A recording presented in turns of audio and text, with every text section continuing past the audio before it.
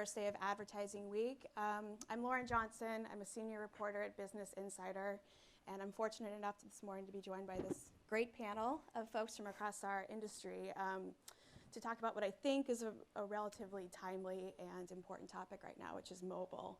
I think for a number of years, marketers have seen that kind of dramatic shift that you see in eMarketer reports all the time about how there's been this just dramatic shift from smartphones and from desktop and TV and print into smartphones, and how consumers are basically using that to do everything in their lives. But nowadays, there seems to be more emphasis on privacy. You've seen that come out in a lot of regulation, like GDPR and the upcoming CCPA that they spoke about a little bit beforehand. So really looking forward to digging into all of that with this group.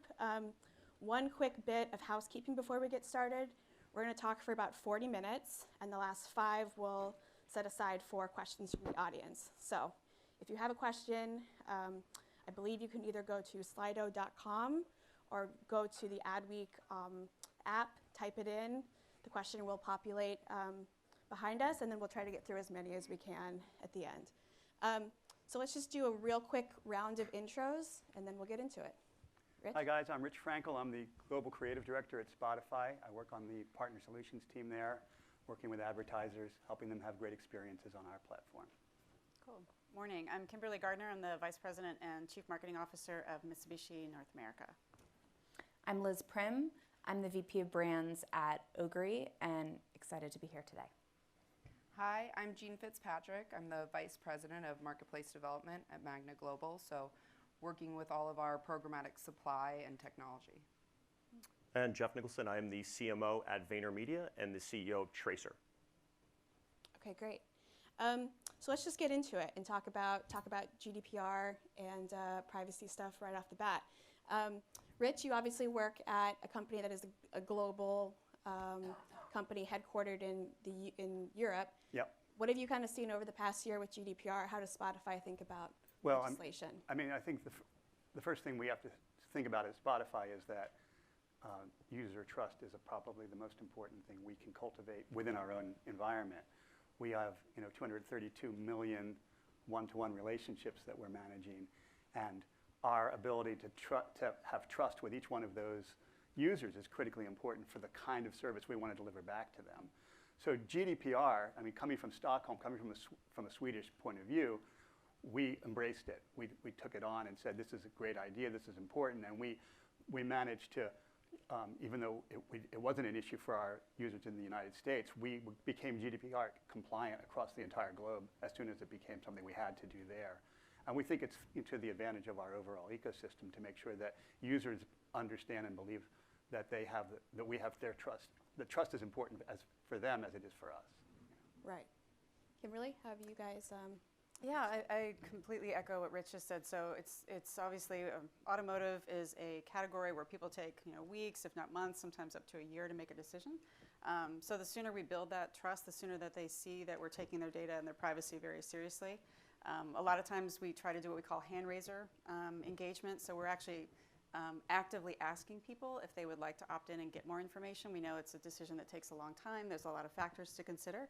So we actually prefer that communication because then it allows us to see what's of interest to you. We want to make sure that we market to you with the right information about which car is right for you versus just blanketly giving them information and then feeling like they're not trusting us in terms of that privacy. Right. Liz, you obviously work with a bunch of advertisers and agencies on this sort of stuff. What have you seen over the past year that's particularly interesting, I guess? I think what our brand partners typically talk to us about at Ogre is they want to build a seamless experience for their consumers while also driving business results. And that's really hard to do in an environment where we found actually through a survey we just released that over 90% of consumers find ads intrusive because they don't understand how their data has been used.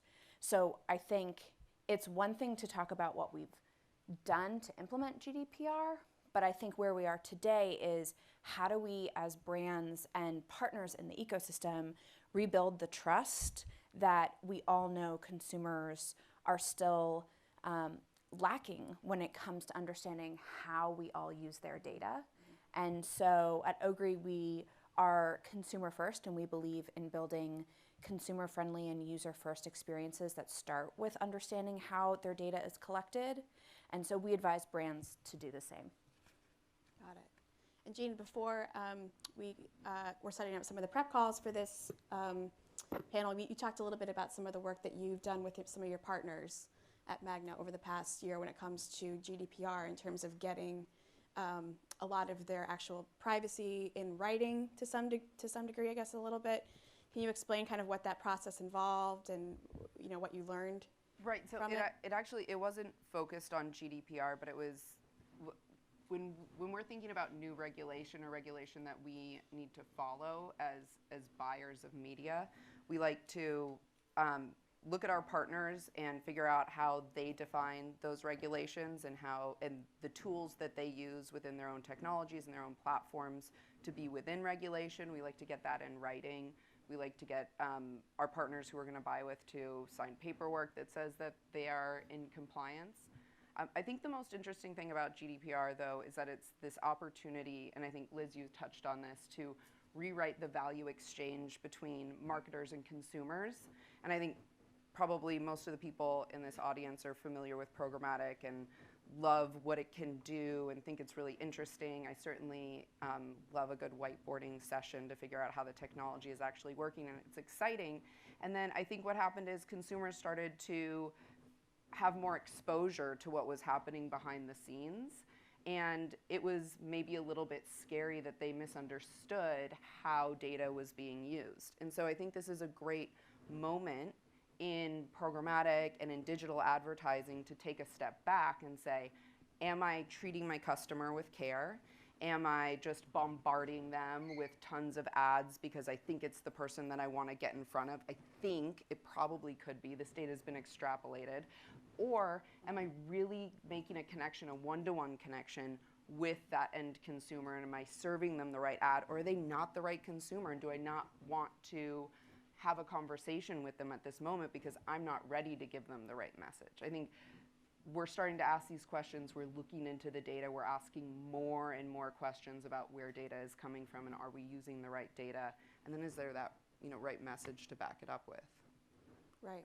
If you were to kind of guess about where some of your partners are at in terms of being both compliant for GDPR and CCPA on a kind of a scale from 1 to 5, where are people landing right now?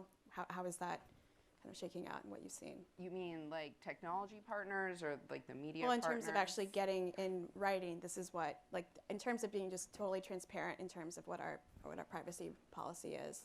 I mean, it's hard to say because it's moving really quickly. I would say I think with GDPR, we're probably in a pretty good place. We're working with partners who we trust. Mm-hmm. With CCPA, it's still early days, so it's really hard to say. Right. Yeah, I mean, I think I would just add that it depends on where you sit in the supply chain. So when you look at consumers, most people will give away their data for free. Everyone accepts cookie policies almost instantaneously, yet they're agreeing to give most of their data. Yet everyone wants to be protected by regulation. Then if you're looking at Rich, for example, we were talking earlier, it's a positive environment. As a platform, they get to embrace it, have a positive engagement with consumers. It gives them a new opportunity to reestablish what that relationship dynamic is. And then for advertisers, if you're looking at large-scale global companies, it's operationally very difficult. If you're a Shell Gasoline or a large-scale kind of company, that infrastructure, having multiple organizations operate differently becomes very inefficient. And then lastly, look at a company like Oracle or Facebook. The dynamic of canned audience queries inside of Facebook's buying ecosystem completely changed over $100 million revenue stream. So I think it really sits on where you are. I think the best example, honestly, is Rich, because it gives a new opportunity for consumers to have an engagement that's positive with a brand, and they've reestablished what that means. I mean, when you do speak about that, I mean, you have to think about the fact that we are sitting on a big, big pile of first-party data. Right. We have every user registered, every user known, so there's some fidelity there that is unique. But what we do with that data is use it as a superpower to deliver some incredible experience within our own ecosystem. Like Discover Weekly is something that people can't live without now. So if we've used your data in a relationship that well, we have an obligation to continue to use it well when we're doing it on behalf of our advertisers.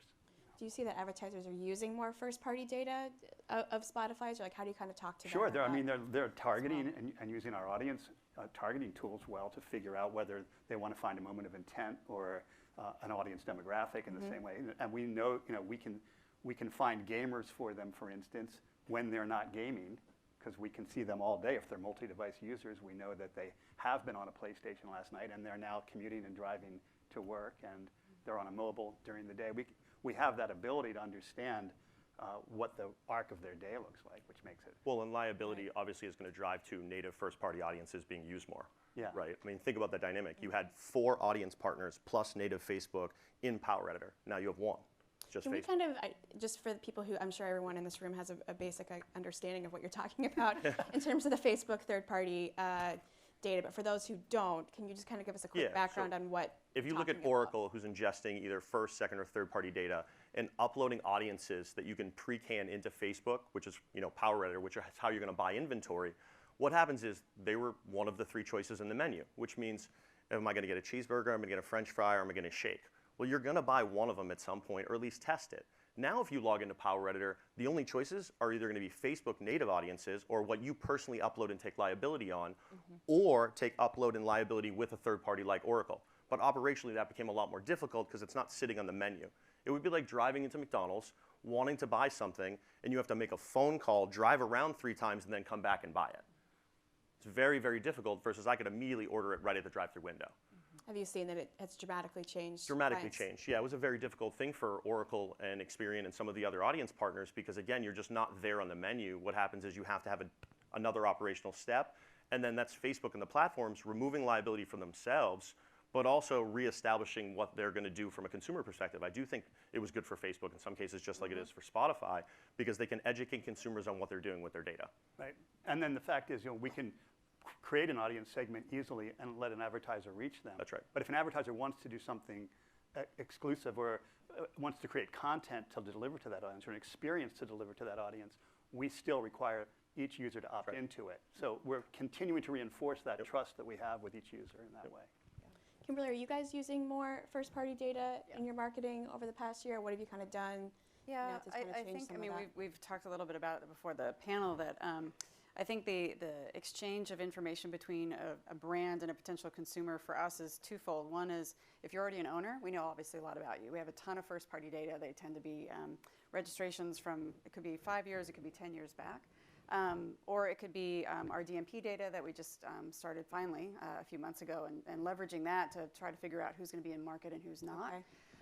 And it's really just a case of timing for us. The hardest thing for us is figuring out what is that moment when you are going from, oh, I'm kind of interested to now I'm really interested and I want to take that next step.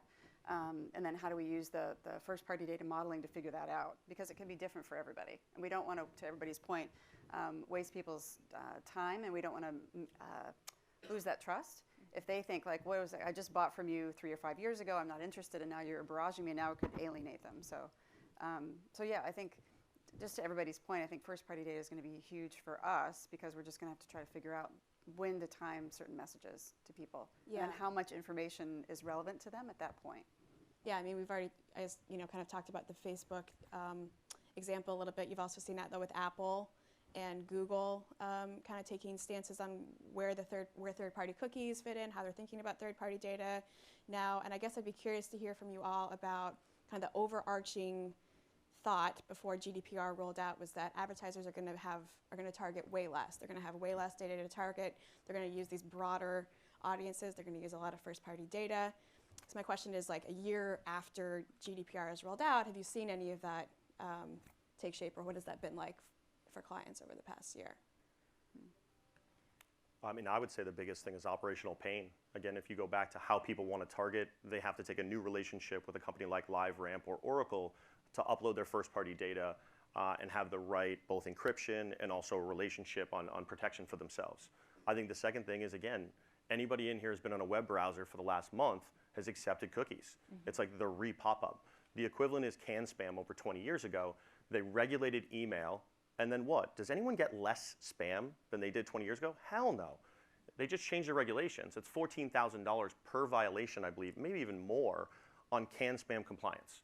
and you have to be 2 clicks away to unsubscribe. It's the same thing with consumers and reestablishing double opt-in environments, because consumers don't care about the difference. They just want the service.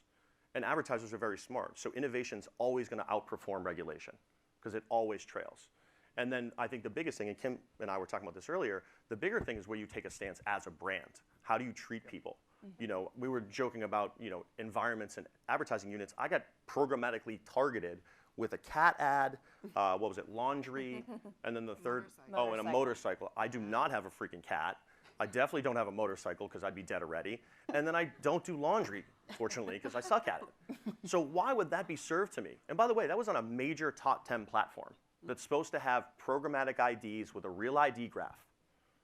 So I would actually argue that operationally was the biggest pain, and most of the time targeting hasn't changed other than people still are trying to figure out what they're doing. They're working with new partners to do some of it, but in terms of the actual targeting itself, you haven't seen. Exactly. I think that's a really good point, and it can be frustrating on both sides. Obviously, budgets are, you know, not endless, especially for smaller brands like ours, and we're trying to figure out. We don't want more messaging. We don't want, it's like junk mail. We don't want more of that coming to households that aren't interested. We want less of that to more targeted households that are obviously signaling in the right way, not the motorcycle or the cat maybe, but you know, other ways that they're actually interested and they're taking that next step. And ours tends to be life stage oriented. So when you've got kids, when you get married, when you, you know, have a new job, those kinds of signals, but sometimes they can be misread and we get called out for that. And that's absolutely not what we're trying to do. And I would, you know, I love your opinion, Kim, especially on retaining customers is almost more value in some cases than prospecting for new. You know, sitting on your ID graph, you have the ability to identify a mom who might upgrade to a car because she's going to have a second child and what feature set. And even go one step further and partnering with a music company and saying, okay, what are their habits? And starting to really understand that consumer. Yeah. That's going to be much more relevant than hoping that someone's gender graph that they filled out 10 years ago is right or wrong. But what you're talking about is so hard to do. It's so hard to do. It's actually pretty easy. It's, I mean, I don't know. I would argue it's actually pretty easy. I think it depends on where the brand is and understanding their CRM and activating against that, because for so long there's been third-party data and that's been like pretty useful and there's been measurement against it that works. So it's just changing behavior is hard. But if you look at, you know, any type of KPI, like we'll use autos, you're going to look at completed form submits on a website, either on a mobile website or even a phone call. You're going to proxy for that for then a potential lease or purchase. Kim, yeah? Yeah. Okay, great. So if we're going to use that as an ID graph, well, I can target off of that 10 times better than using a third party who's going to tell me they think they know something. Any more than Rich is going to be very good at knowing my habits of listening to jazz during the day. And so I think that the biggest thing is people need to reestablish what they're relying on and evaluate trust. Because I very rarely see people comparing first, second, and third-party audience segments by the actual proxy of conversion. Yeah, and what we have to get good at is not just knowing that you're listening to jazz, but why you are. That's right. What's the moment of intent you're in? What's the right thing to do in terms of messaging for you within that environment? Context, yep. Right. And I think what you just touched on, Jeff, is the difference between taking your first-party data where you know something about someone and then either modeling that out through lookalikes or understanding what is the behavior about that one person that identifies them as a minivan intender, and then how do we go find more of that type of person, versus the third-party data approach, which is really why is someone bucketed in that bucket? I mean, has anyone here looked up their Blue Kai registry? It's bad. So, you know, I think the untraceable consent and not understanding where that data is stemming from is the root of all of these issues. It just has become a practice over the years that became so commonplace that it was the norm when we weren't challenging it, and that's what GDPR forced us to do. So what do you do if you're a big, I mean, we're talking about an example, obviously, with some first-party data when it comes to the automaker category, but what about a non-DTC CPG brand that does not have that kind of first-party data? What do you kind of do these days with that? I mean, if you use a CPG, for example, well, you have to identify what your ID graph is going to be built upon. So you can do a mix of multiple identities. So you could have your own first-party data because you could be doing redemption codes, you could do in-store activations, you can actually collect a panel of people and have a relationship dynamic with them. You can even send them free samples and have an exchange, right? So you can identify that, and then you can use that to model. The second thing you can use is a platform. So you start to go through Google, Facebook, et cetera. They have their own ID graphs. You can build it upon those based on the largest inventory pools in which you purchase. And that could even be TV. I don't mind DMA and Geo if you're going to do it effectively, depending on who you're serving. then you can look at also a third party who's going to manage your ID graph across all of the inventory pools in which you purchase. So again, using LiveRamp as an example, you're going to upload your first party data, they're going to encrypt that data, and then you can push it to every major inventory pool. The advantage there is you're at least trying to deal with a consumer as one individual, right? So if Kim wants to talk to my wife to sell her a car, well, is she going to talk to her differently on Google, Facebook, et cetera? Well, you'd hope not. You want a consistent message with the same vehicle features and understanding who you're speaking to, which means if you universally upload those with the same naming convention, perhaps, then you have a chance to control overlap and frequency and actually deliver something that maybe would be convenient and enjoyable, as opposed to, again, motorcycles and cats. And the other addition to that list is to find a partner that has very clear consent and very clear audience data and understanding who you can potentially reach their platform to augment what you're doing with the LiveRamps and first-party I mean, data I of the wanted world. to use you as an example, but I felt like I would have been overselling you, Liz. So, Can I ask, Take it away. Jeff, when you paint that beautiful picture, where is mobile the secret weapon inside of all of that? it's first, second, and third. I didn't see anybody walk in with their TV in their pocket. So, I mean, let's be real. I mean, I even joke with my wife, I'd probably bring my mobile phone to dinner before I brought her in some cases. So I really think people need to stop joking themselves. And the reality is, like, if you're going to create brand assets for, selling cars, you don't have an argument of like, this is for TV, and this is how we talk to TV consumers, and this is mobile. This is the message we want to deliver. We're speaking to consumers, and it's going to be in a variety of formats. And people need to realize that the format of today is this lovely device I'm really having a hard time not touching. So is mobile just considered digital for a lot of brands, and what that investment is called, or like what is it? We'd have a separate panel on terminology, in my opinion, but I think for me, it's more about consumer touch points. I use the term brand totality. So if I'm a brand, what are all the major touch points and endpoints that I need to have tentacles on and service people correctly so that they give me their money?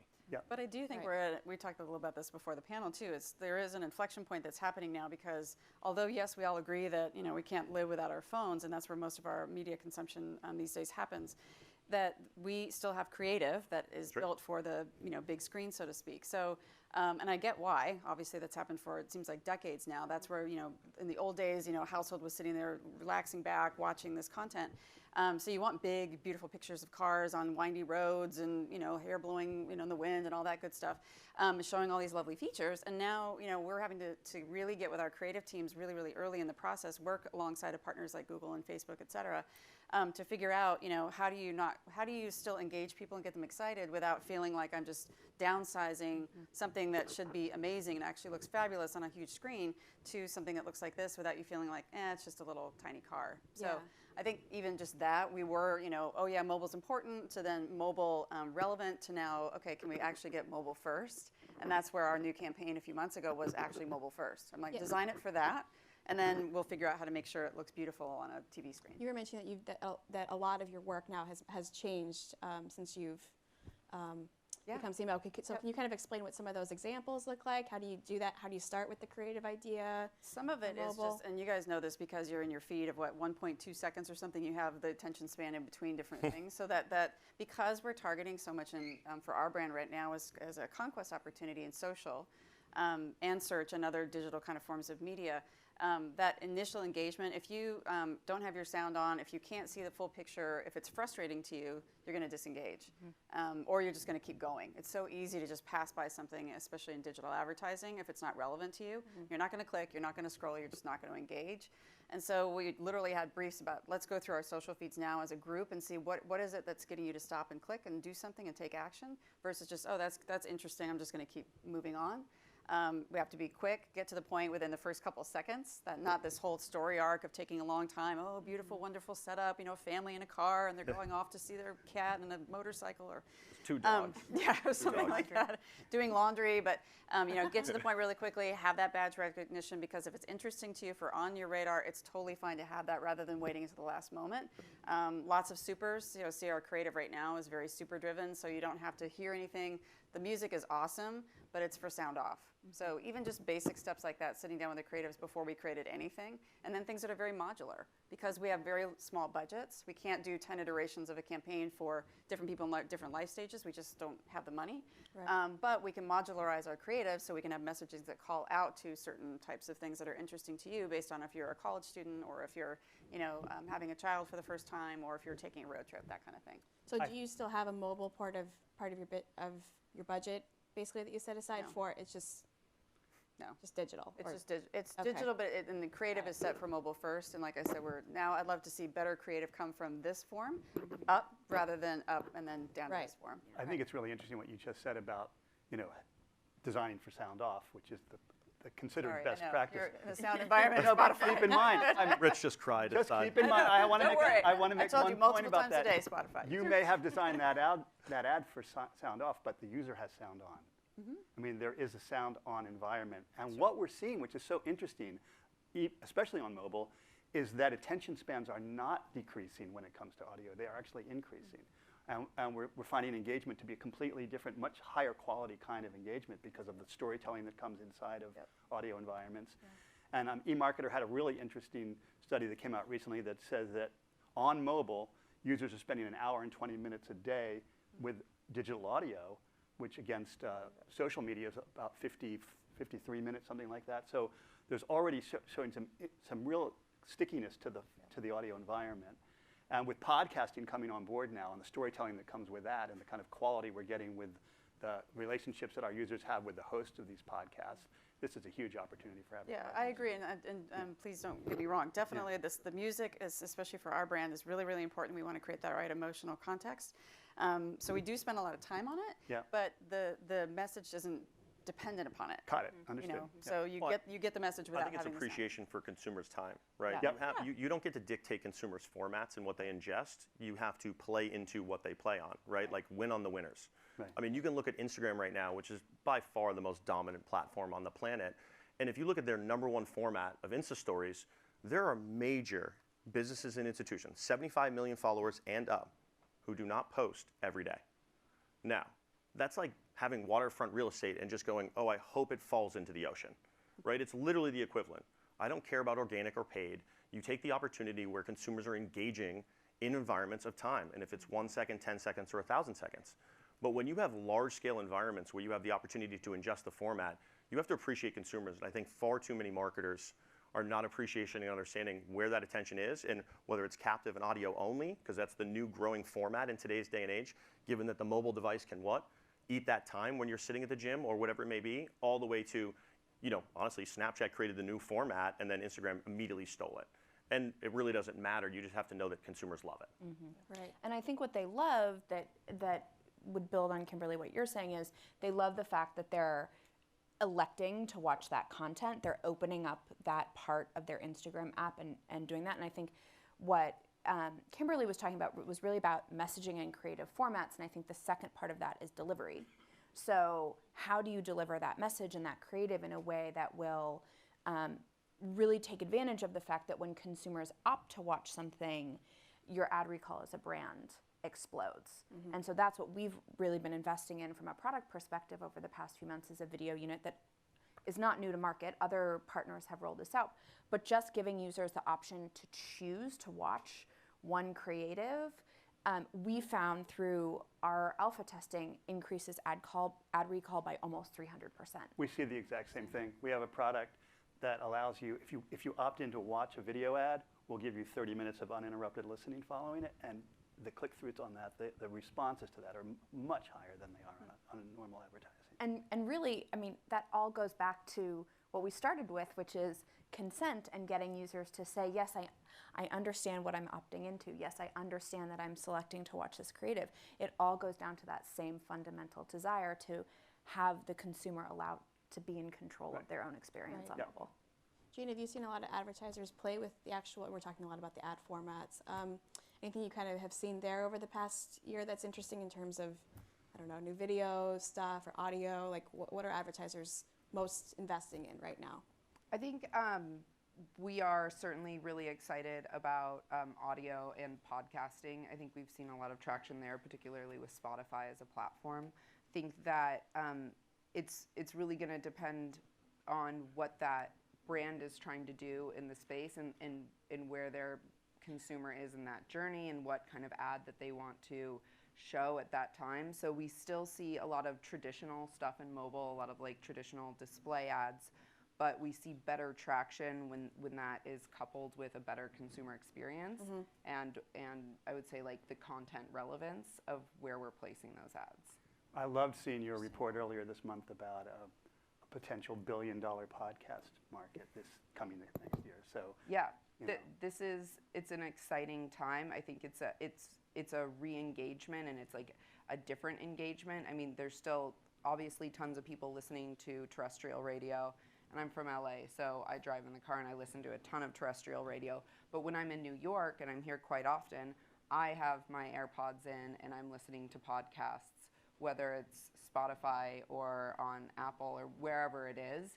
But that's a new opportunity, and you know, I think that thinking about how to make creative that's more engaging in that space is a new challenge for brands, because now you have data and you have the opportunity to do audio. So how do you couple that together, and how do you create different messages? Because it is expensive to create multiple messages, but how do you work with partners that can help you figure out the best kind of messaging and what works? And I think Spotify's a good partner for that. And also brilliant basics. How many ads do you listen on audio and they don't say the brand? Straight up. If you're doing captive audio ads, please make sure you say your brand name. Because I've watched multiple videos on free ad units because I'm cheap and I won't pay for premium because I love ads. And you literally have a brand run an entire commercial, very expensive, no brand mention. So you'd rather hear all the Casper like podcast ads or like every other ad? I mean, look at it this way. People are looking at digital identifiers or signals, and they're going to start branding themselves in audio formats, because when you're talking to Alexa, you're not looking at anything visually potentially half the time in the room. Or if you're using your Google Home, half the products don't have a visual screen. Right. So you have to have audio notifiers, something that resonates with your brand. It's almost going back to jingles 30 years ago. But I think the bigger thing is, again, appreciation for consumers. When they're ingesting content in a certain format, you have to play inside that format. Yeah. And far too often people lose their time and their money by not even simply thinking about, if I'm running an audio ad, should I say my name?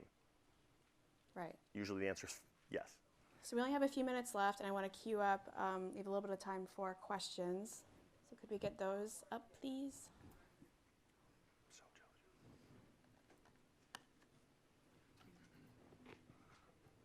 We'll just make up some questions. Like we can keep asking I'm questions. sure Lauren can keep going if she needs to. Here we I go. guess we do have some. Okay. All right. Let's take this one. Data content. I was starting to read it. Hang on a second. Oh, here we go. Data content, creative are It's here now. important for brands, but with we didn't talk about this. This is for Jean. But with app.ads.txt and fraud spiking, where does supply path optimization sit in the planning and buying process? So I think this comes back to maybe the first question that you asked me, where we just have to, as stewards of our brand and our client dollars, we have to do the really hard work to look at the partners that we're investing with on behalf of our brands and make sure that they are compliant. So I don't know if fraud is spiking or if it's just like always there banging at the door, and then we're developing ways to get rid of it, and then it's going to pop up again, and it's like playing whack-a-mole. So you have to find partners that you trust, and then you have to figure out why you trust them, and you have to go into the weeds with them and say, are you a responsible partner to buy with? And that takes a lot of time. And so, I mean, you just have to do the hard work. There's no easy way to do, there's no silver bullet in compliance. And you can't work with everyone, because there's no way everyone is compliant. Yeah. Liz, any thoughts on that? Yeah, I mean, we advise marketers every day on how to find data compliant partners. It's a conversation we love and lean into because we were built GDPR first and are fully CCPA prepared. So we have all the great answers for Jean. Yeah, prepared because No, and that's helpful. We lean on our partners. I mean, we have to figure it out for ourselves too. Yeah. We have to know what's right for us and what's right for our clients, but we have to lean on good partners who are smart and innovative in this space and bringing us that information and educating us.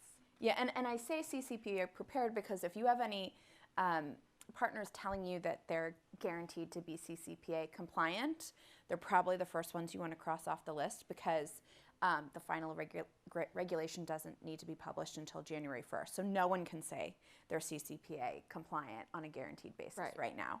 Are but you GDPR compliant, though? Is the yes, okay. GDPR, absolutely.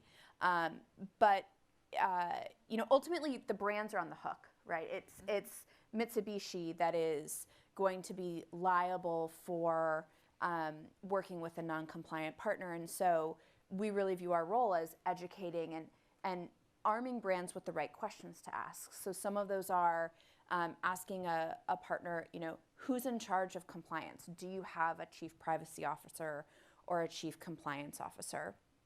It's asking about how they collect consent, asking them to see their consent manager, and then asking them how they're staying on top of ongoing regulations, because CCP is just the start. I think it's something like 12 or 16 other states are thinking about passing state legislation. So even if a partner is GDPR compliant, this is going to be an ongoing topic. I didn't know states were still allowed to manage that.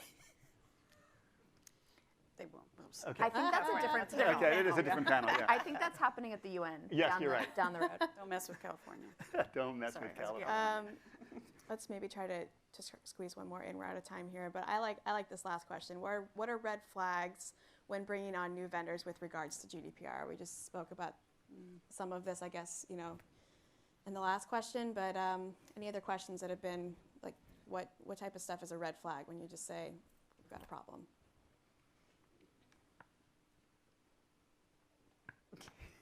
I'm not sure. I don't have an answer. Not having answers Finding- to any of the questions, I just encourage you to ask. Definite red flag. Or like not being prepared to speak about it, not having things. I think when I meet with a lot of partners, but I typically try to look at their website first and just see what's out there, see what kind of information they're posting, and if they don't have any information about privacy, that would be a huge red flag, I would think. Yeah, that would be tough. I mean, my biggest advice typically is find someone who's more educated in the space than you, and bring them to the meeting. Because very often, back to the earlier comment around finding the chief privacy officer, whoever's responsible for that, you want to make sure that you're walking in prepared, right? If you're going to a gunfight, you want to carry a gun, not a knife. And so I think, a lot of people walk in and they're uneducated and they get tricked by a few pretty slides talking about GDPR, and they don't really understand what they're speaking about and whether the company is actually going to do them any service. Yep. So I would make sure that you're coming in very well prepared, and establishing either your chief legal counsel or someone who's responsible for that endeavor at your business, because it's very, very difficult to navigate for a lot of companies. And if you're confused, figure it out. I think right. that's yeah. And call me. And all the time we've got, but I wanted to thank everyone so much for doing this, and thank you everyone for coming.